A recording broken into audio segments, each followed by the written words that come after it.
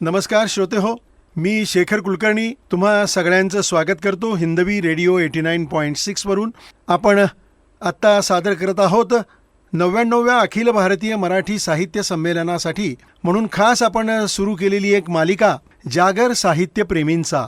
यामध्ये आज आपण गप्पा मारणार आहोत घनश्याम पाटील साहेब, संपादक चपराक, आणि या ठिकाणी प्रकाशन कट्टा म्हणून जो एक उपक्रम या संमेलनामध्ये राबवला जाणार आहे त्याचे प्रमुख समन्वयक म्हणून ते काम पाहत आहेत. तसंच माझ्याबरोबर लीड बँकर म्हणून पूर्वी प्रसिद्ध असणारे साताऱ्यातील श्रीराम नानल साहेब हे देखील आज उपस्थित आहेत आपल्या स्टुडिओमध्ये. ते निमंत्रितांसाठी घरगुती निवास व्यवस्था हा जो एक आपला सातारचा म्हणून वेगळा ब्रँड आहे तर त्याची प्रमुख समन्वयक म्हणून नानल साहेब काम बघतायत. तर या दोघांशी गप्पा मारताना आपल्याला अतिशय आनंद वाटणार आहे. अनेक वेगवेगळ्या गोष्टी आपल्याला समजणार आहेत. मी या दोन्हीही अतिथींचं आपल्या हिंदवी परिवाराच्या वतीनं हार्दिक स्वागत करतो. मनपूर्वक धन्यवाद सर. श्रोत्यांना नमस्पूर्वक नमस्कार. श्रोते हो, मराठी भाषा ही फक्त बोलायची भाषा नाही, ती आपली आई आहे, आपली ओळख आहे. घरातल्या गोष्टी, सण उत्सव, सुखदुःख सगळं मराठीतूनच आपण व्यक्त करत असतो. आणि म्हणूनच साहित्य महत्त्वाचं ठरतं, कारण साहित्य आपल्याला बोलायला शिकवतं, विचार करायला शिकवतं आणि एकमेकाशी जोडून ठेवतं असं म्हणतात. आपल्या हिंदवी रेडिओच्या माध्यमातून 99व्या मराठी साहित्य संमेलनानिमित्त आपण शब्दांचा, विचारांचा आणि आपल्या मातीशी नातं सांगणाऱ्या साहित्याचा हा जागर करतोय. हे संमेलन म्हणजे फक्त मोठ्या लेखकांचं व्यासपीठ नाही, तर वाचक, श्रोते, विद्यार्थी, शेतकरी, कामगार अशा सगळ्यांचं अनुभवाचं प्रतिबिंब आहे असंच आपल्याला म्हणायला पाहिजे. मराठी साहित्य संमेलनाची परंपरा ही खूप जुनी आहे. कवी, लेखक, विचारवंत आपल्या समाजाबद्दल मन मोकळं करून बोलण्यासाठी हे संमेलन उभं राहिलं. इथे कविता असते, कथा असतात, चर्चा असतात, पण त्याहीपेक्षा महत्त्वाचं म्हणजे इथे सामान्य माणसाचा आवाज ऐकला जातो.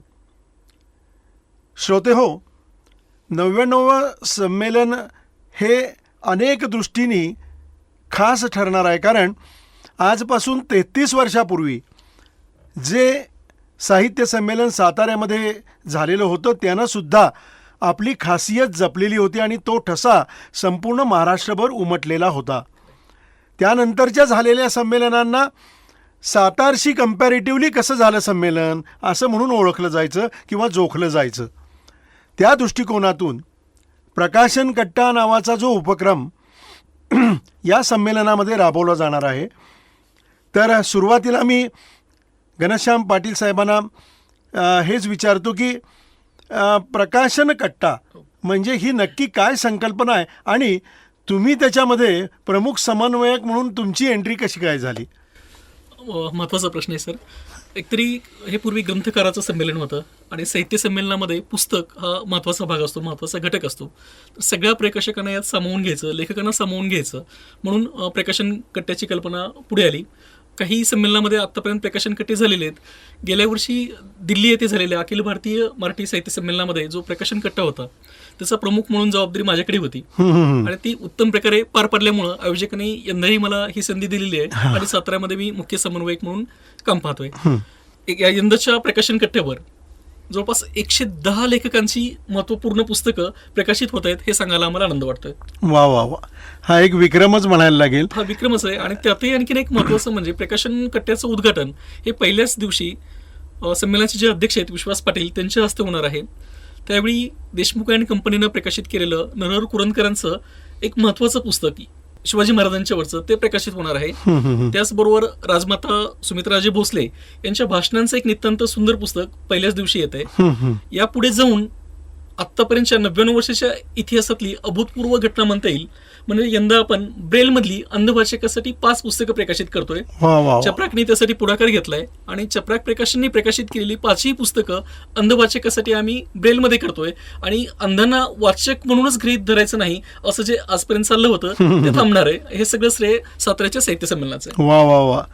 नाही, सगळ्यात महत्त्वाचं म्हणजे अशा सन्माननीय व्यासपीठावर एखाद्या पुस्तकाचं प्रकाशन होणं. खरंय, लेखकासाठी तो भाग्याचा योग असतो, हा. आनंदाची गोष्ट असते. आणि त्या दृष्टिकोनातून मला हेच विचारायचं आहे तुम्हाला की तुम्ही हे जे 110 पुस्तकं प्रकाशित करणार म्हणताय त्याची निवड कशी काय केली, की कोणत्या पुस्तकाचं प्रकाशन आपल्याला या ठिकाणी करायचं आहे? का लोक आपणहून तुमच्याकडे अप्रोच झालेली होती की नक्की प्रक्रिया कशी काय घडली ती? आम्ही लेखकांना प्रकाशकांना आव्हान केलं होतं की संमेलनाच्या निमित्तानं जी तुम्ही नवीन पुस्तकं प्रकाशित करताय ती आमच्याकडे पाठवा.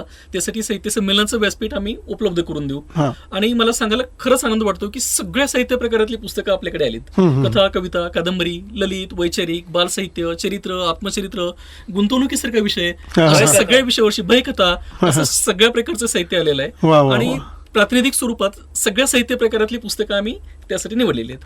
म्हणजे आता जे तुम्ही 110 पुस्तकं म्हणताय त्यामध्ये हे विविध प्रकार असणार आहेत. साहित्य प्रकार असणार आहेत. आणि त्यातही आमची चपराक प्रकाशनची 40 पुस्तकं आहेत. हा एक विक्रमच म्हणायला लागेल. विक्रम होतोय. एकाच वेळेला संमेलनाच्या व्यासपीठावरून 40 पुस्तकांचं प्रकाशन. त्यासाठी आपण 5 सत्रे केलेली आहेत. हा.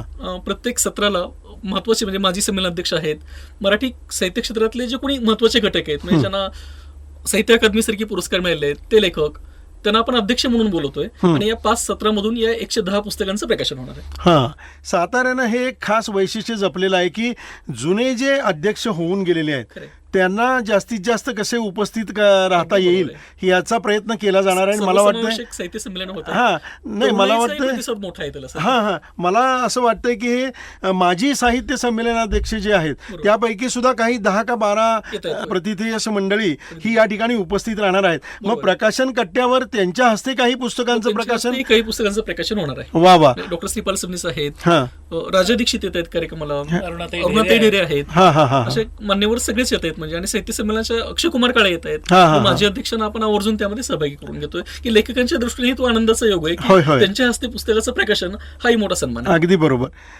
दुसरं एक मला असं महत्त्वाचं विचारायचं आहे की हा जो प्रकाशन कट्टा हा जो उपक्रम चालणार आहे, जसा आता एक मुख्य सभामंडप आपला 1 नंबरचा आहे बरोबर. की जिथं उद्घाटन समारोप किंवा इतर काही चर्चासत्र परिसंवाद हे त्या ठिकाणी चालतील, बरोबर आहे. जसं कवी कट्ट्यासाठी एक वेगळा मंडप असणार आहे. त्याच पद्धतीनं प्रकाशन कट्ट्याचा वेगळा मंडप आहे. वा वा वा. आणि तो 4ही दिवस 4 दिवस असणार आहे. पहिल्या दिवशी उद्घाटन होईल हा. आणि पुढच्या 3 दिवसामध्ये प्रत्येकी 2 सत्र होतील. हा. 2 सत्रामध्ये आपण ते करतोय. साधारण काय वेळ असणार आहे त्या गोष्टीची?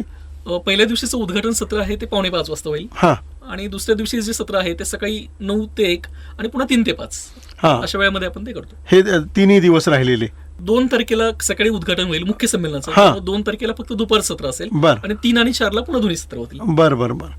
आणि मग हा प्रकाशन कट्ट्याचा संबंध जे ग्रंथ प्रदर्शन त्या ठिकाणी होणार आहे बरोबर. त्याच्याशी काही असणार आहे किंवा ते त्याला लगत असणार आहे किंवा असं काही आहे? नाही, ती आता आयोजकांची भूमिका आहे. पण ग्रंथ प्रकाशकांना या प्रकाशन कट्ट्याचा निश्चित उपयोग होईल. हा. आणि तिथं जे पुस्तकं प्रकाशित होतील ती त्या ग्रंथ प्रदर्शनामध्ये विक्रीसाठी उपलब्ध असतील. हा हा हा हा. नानल साहेब काय सांगू शकेल?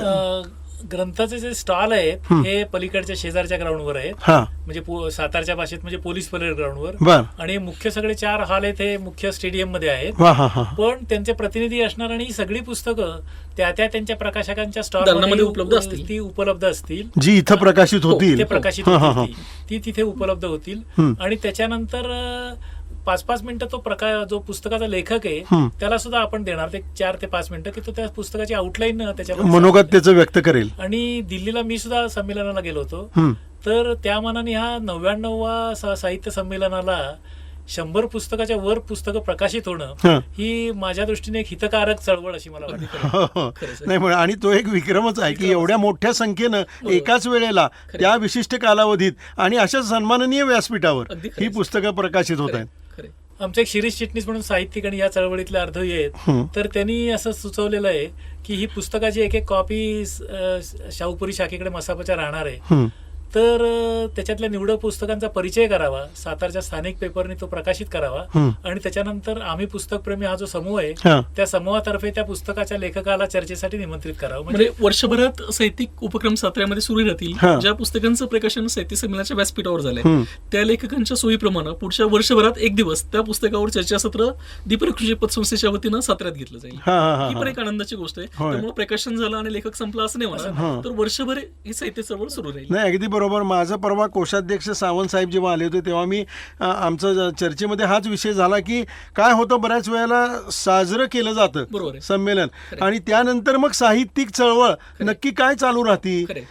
एखादा काव्य संग्रहाचं प्रकाशन होईल, कदाचित एखाद्या पुस्तकाचं प्रकाशन होईल, पण कंटिन्युअस सलगतेनं अशी कोणती ऍक्टिव्हिटी आपण रन करणार आहे का, की बाबा या संमेलनापासून प्रेरणा घेतली आणि मग ती पुढे कंटिन्यू केलेली आहे. तर त्या दृष्टिकोनातून तुम्ही आता म्हणताय ते खूप चांगला उपक्रम. आता आम्ही अंधांसाठी जो प्रयोग करतो सर, अनेक अंधशाळांनी आमच्याशी संपर्क साधला की तुम्ही ब्रेलमध्ये करताय, पुढे काय असेल. तर महाराष्ट्रातल्या सगळ्या अंधशाळांना, म्हणजे ज्या 42-45 अंधशाळा आहेत त्या प्रत्येकाला आपण ती ब्रेलची पुस्तकं भेट पाठवतोय. ब्रेलच्या पुस्तकांची निवड करताना सुद्धा खूप वेगळ्या प्रकारची केली. एक पुस्तक जे आहे संदीप वाकचौरे यांचं शिक्षणाचे पसायदान, त्यामध्ये संत ज्ञानेश्वर महाराजांनी शिक्षण विषयक काय विचार दिलाय, कुठल्या कुठल्या ओव्याच्या मध्ये शिक्षणाविषयीची भूमिका आली, त्यावरचं ते पुस्तक आहे. सोमनाथ मुटकुळे हे मोठे नाटककार आहेत. दिल्लीमध्ये आमची नाटकांची 10 पुस्तकं आम्ही केली होती. तर त्यांचं चक्र आणि इतर नाटके नाटकं सुद्धा अंधापर्यंत पोहोचणार आहेत. चंद्रलेखा बेलसरे या एका सध्या आघाडीच्या भयकथाकार आहेत. त्यांचे 2 भयकथांची पुस्तकं करतोय. आणि आपल्या सातारा जिल्ह्यातले कराडचे लेखक सुहास कोळेकर, त्यांनी रॅगिंगचे खूप भयंकर अनुभव घेतले होते नागपूरला शिकत असताना. रॅगिंगचे दिवस नावाचं त्यांचं पुस्तक आपण प्रकाशित केलंय. आताच त्याची 2री आवृत्ती आली. त्याचंही आपण ब्रेलमध्ये रूपांतर करून ते उपलब्ध करून दिलंय. वा वा वा. नाही, खरोखर म्हणजे चपराकबद्दल इतके दिवस ऐकून होतो. मला वाटतं फेसबुकला काही पोस्ट कोणत्या तरी प्रकाशन चित्रपटाशी संबंधित काही ॲक्टिव्हिटीच्या संदर्भात एक काहीतरी मध्ये मी पोस्ट वाचल्यासारखं झालं.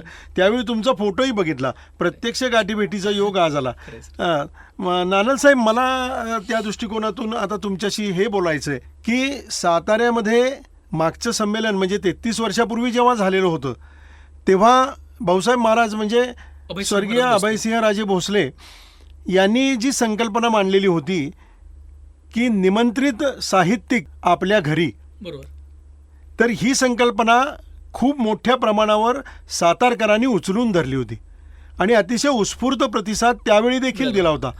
मला असं कानावर आहे की यावर्षी त्यापेक्षाही जास्त उत्स्फूर्त प्रतिसाद आपल्याला या संकल्पनेला मिळतोय. तर जरा मला त्याविषयी आपल्याकडून माहिती घ्यायला आवडेल. सातारा जिल्हा हा आतिथ्यशील जिल्हा म्हणून प्रसिद्ध आहे आणि सातारकरे वागणुकीला अतिशय इन्फॉर्मल आणि मनमोकळ्या स्वभावाचे असल्यामुळे ही संकल्पना 1993 साली राबवली गेली. मी त्यावेळेला नुकताच सातारा शहरात बदलून आलो होतो आणि मी नवीन होतो, पण त्यावेळेला आमच्या कॉलनीमध्ये सुद्धा आणि आमच्याकडे सुद्धा त्यावेळेला साहित्यिक राहिलेले होते.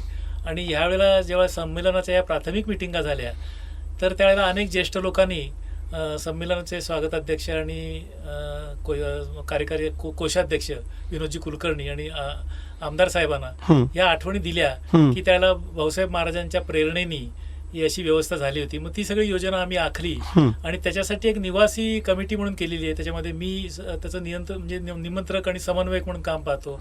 आमचे एक सातारचे एक ज्येष्ठ नागरिक पद्माकर पाठक जी आहेत, ॲडव्होकेट नुलकर आहेत, गिरीप्रेमी डॉक्टर संदीप श्रोत्री आहेत आणि अनेक लोकांचा आम्ही पुस्तकप्रेमी या समूहाच्या माध्यमातून संपर्क असतो. तर ठिकठिकाणी आम्ही निवेदन प्रसिद्ध करून प्रत्येक ठिकाणी कॉलनीच्या व्हॉट्सअप ग्रुपवर पाठवलं आणि त्याला आता खूप चांगला रिस्पॉन्स येतोय. तर आता साधारण 100 लोकांची सोय होईल एवढ्या लोकांची आमच्याकडे सोय आता झालेली आहे. आणि आम्ही त्या नागरिकांना असं सुचवलेलं होतं की तुम्ही एक मॉर्निंग बेड टी म्हणजे जो असतो तो तर द्यालच, पण शक्य झालं तर पेपर आणि 93च्या साहित्य संमेलनात गुलाबाचं फुल असायचं तर ते द्या. तर आम्हाला अनेक लोकांनी सांगितलं, म्हणजे मला अगदी नाव घेऊन सांगावं असं वाटतं की रमेश वेलणकर म्हणून आमचे एक मित्र आहेत, तर ते म्हणाले की आम्ही जी मीठ भाकर घरामध्ये खातो ती आम्ही त्या साहित्यिकाला देणार. त्यामुळे अनेक ठिकाणी आमच्या सूचनेच्या बाहेर त्यांची जेवणाची वगैरे सुद्धा सोय होईल. आणि आता काही ठिकाणी ज्यांच्याकडे 4 चाकी वाहन आहे तर त्यांनी आम्हाला असं सांगितलेलं आहे की आम्ही साहित्य संमेलनाला जाता येताना आमच्या वाहनाने त्यांना घेऊन जाऊ. वा. तर त्यामुळे अनेक मोठे मोठे साहित्यिक सुद्धा की त्या ठिकाणी राहतील. आणि भाऊसाहेब महाराजांनी जो काही उपक्रम चालू ठेवला होता तो आता बाबा महाराजांच्या नेतृत्वाखाली तो चालू राहील, चांगल्या प्रकारे होईल. आणि आम्हाला त्याच्यात आम्ही ज्येष्ठ नागरिक झाल्यानंतर आम्हाला याच्यात काम करण्याची एक संधी मिळते, तर आम्हाला तो एक वेगळा आनंद आहे. आणि हा पॅटर्न एक वेगळ्या प्रकारे रुजू होईल. म्हणजे पुढच्या वर्षी असं म्हणतात की पुण्यामध्ये बहुतेक 100वे साहित्य संमेलन होणार. तर पुण्यासारख्या ठिकाणी सुद्धा पुणेकरांना आमचे चपराकचे आमचे मित्र आहेत ते पुण्याचे आहेत, तर ते सांगणार, हा संदेश देणार. तर मला एक सातारकर म्हणून या गोष्टीचा अभिमान वाटतो. आणि ऑलरेडी आता आमच्या पुस्तकप्रेमी ग्रुपच्या जवळजवळ 10 ते 15 लोकांकडे प्रत्येकी 4 माणसं तरी आता ठरलेली आहेत. माझ्याकडे 4 माणसं येणार आहेत, अनेक आमच्या लोकांकडे येणार आहेत, श्रोत्रींकडे येणार आहेत, चिटणीसांकडे येणार आहेत. तर एक चांगला म्हणजे ह्या कृत्रिम जगामध्ये अशी सुद्धा आपुलकी असू शकते, हे आम्हाला एक दाखवण्याचा आम्हाला एक संधी या साहित्य संमेलनाने मिळालेली आहे. वा वा. नाही, महत्वाचं म्हणजे मला असं म्हणायचं की एखादा साहित्यिक एखाद्याच्या घरी राहायला जाणार याचं अप्रूप आहे, याच्यापेक्षा सुद्धा तो ज्याच्या घरी जाणार आहे तो माणूस जर खरोखर वाचनप्रेमी असेल आणि त्यानं त्या साहित्यिकाचं साहित्य वाचलेलं जर असेल तर निश्चितपणानं त्याच्या मनातल्या शंका असतील किंवा त्याला काही अडखळणाऱ्या गोष्टी असतील त्यांच्या साहित्यामधल्या सुद्धा, तर याची मुक्त चर्चा ही त्याला त्याच्या निवासी व्यवस्थेमध्ये आपोआप पद्धतीनं मिळणार आहे. त्यांचा सहवास. हां. आणि आणखीन मी एका साहित्यिकाला असं सांगितलं की आमच्याबरोबर सर्वसामान्य लोकांबरोबर आमच्यासारख्या वावरल्याने तुम्हाला नवीन कथाबीज मिळणार आहे की आमचं जीवन विश्व काय आहे, का आम्ही किती ऑनलाईन असतो, काय असतो. तर एक तुम्हाला नवीन कथांचा एक विश्व ओपन होणार आहे. बरोबर. तर खूप चांगली कल्पना आहे. आणि या बाबतीत श्री विनोद कुलकर्णी आणि नंदकुमार सावंत यांनी जो काही इनिशिएटिव्ह घेतलेला आहे, तर सातारकर म्हणून मी त्यांचं एक मुद्दामून या हिंदवी केंद्रावरून अभिनंदन करू इच्छितो. तुम्ही प्रकाशन कट्ट्याच्या वतीनं तुम्ही सातारकर साहित्यप्रेमींना काय आवाहन कराल आता?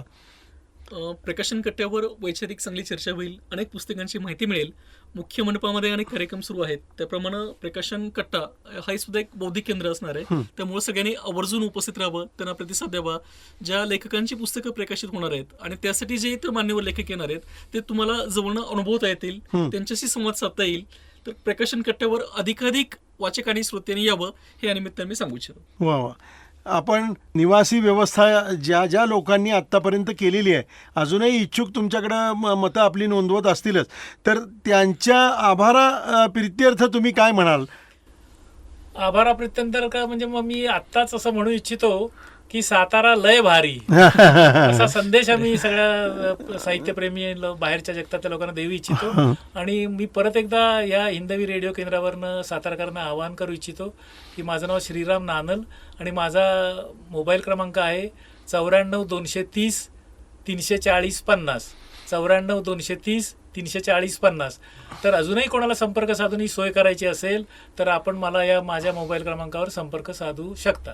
धन्यवाद. मी दुसरी एक गोष्ट मुद्दाम सांगतो की चपराक हे जी प्रकाशन संस्था आहे पाटील सरांची, तर ती अशा वेगळ्या वाटेनं जाणाऱ्या लेखकांच्या पुस्तकाचं तर हमखास प्रकाशन करतच असते.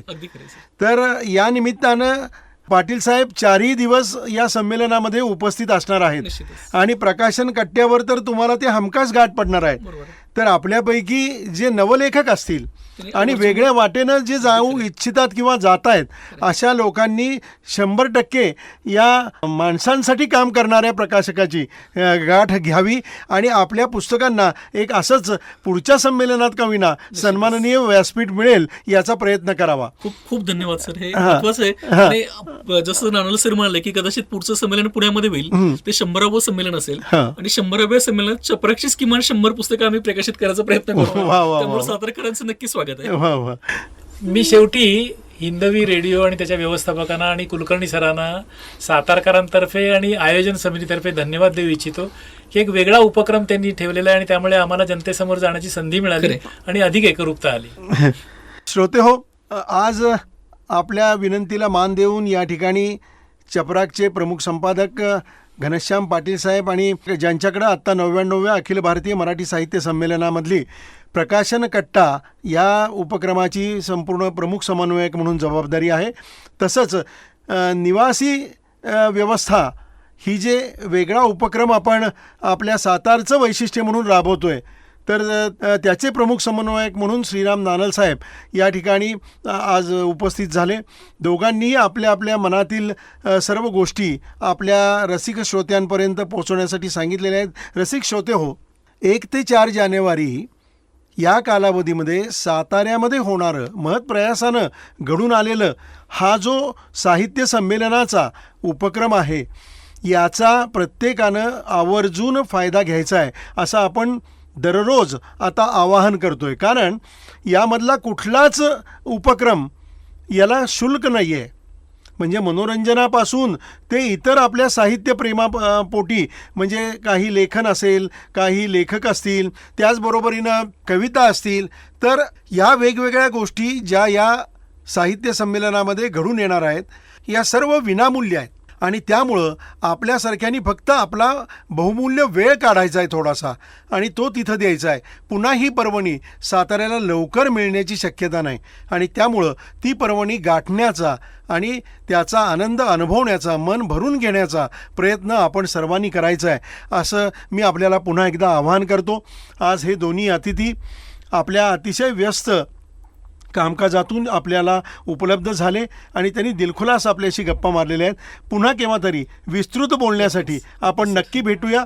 हिंदवी परिवारातर्फे मी दोघांचेही मनपूर्वक आभार मानतो. धन्यवाद.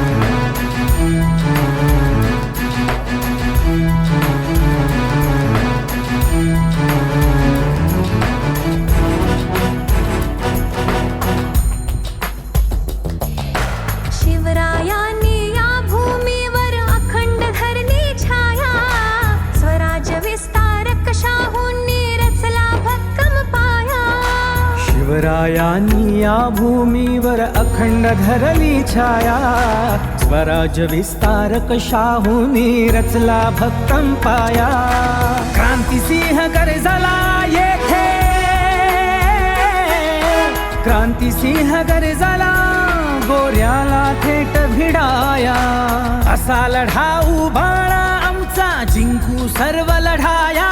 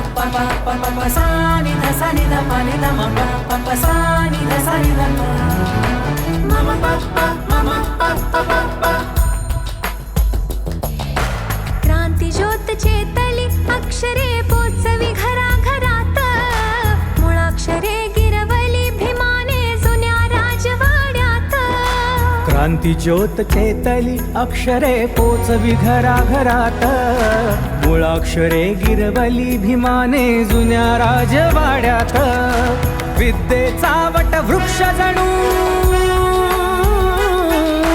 विद्येचा वट वृक्ष जणू उन्नतीचा झंझावत कृष्णे काठी ज्ञान यज्ञ दाखवी वाट तिमिरात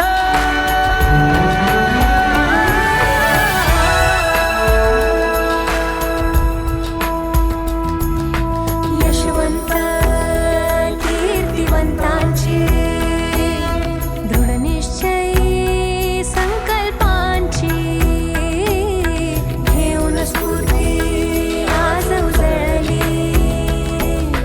ज्योत ही राजधानीची शतकपूर्व संमेलन साताराचे गाणे जणू सह्याद्रीच्या हिरवाईचे शतकपूर्व संमेलन साताराचे गाणे जणू सह्याद्रीच्या हिरवाईचे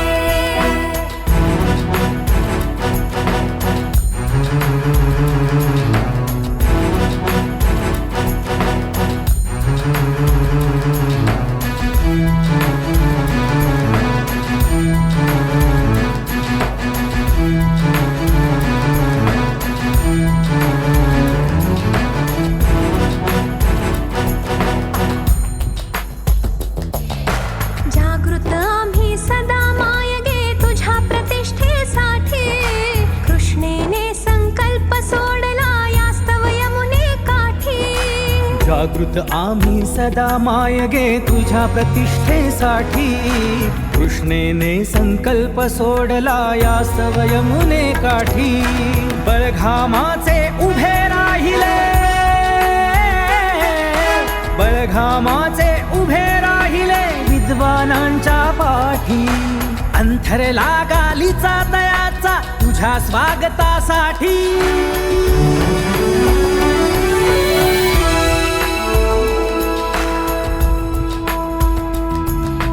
अभिजातया स्वप्नपूर्तीची त्या लखलखत्या मुकुटाची घेऊन प्रभा आज उजळली ज्योत ही राजधानीची हे षटकपूर्व संमेलन साताराचे गाणे जणू सह्याद्रीच्या हिरवाईचे हे षटकपूर्व